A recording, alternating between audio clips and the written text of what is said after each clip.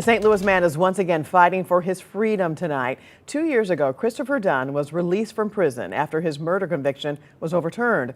But the battle isn't over. The Missouri Attorney General's office is trying to put him back behind bars. Justina Coronel has been following this case. She's in studio, and you talked to Dunn's wife. What did she say? Well, Kira Dunn tells me her husband, Christopher Dunn, may be free, but it feels like a cloud is looming over them. She says now they'll have to climb another mountain to keep him free. Chris was able to fly on an airplane for the first time, see the ocean for the first time. Many first captured in photos, moments standing still for Christopher Dunn. I mean, he is so amazing and resilient, and I'm so proud of him. His wife, Kira, has stood by his side since the moment he was released from prison after 34 years.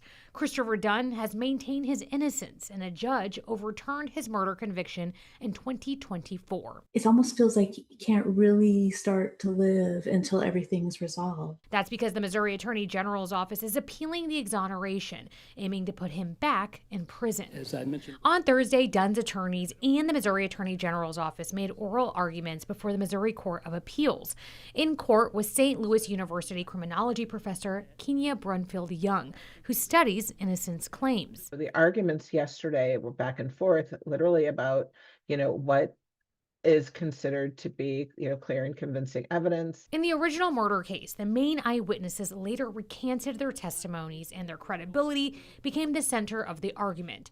For Kira, this question remains. Why is there still a fight? I think that it may have become a bit political. It may have become less about justice and truth and more about not wanting to appear wrong. Brumfield-Young believes this case could set a precedent. We kind of need to know how all of this plays out in the long term. So we know best how to support, Chris and his family.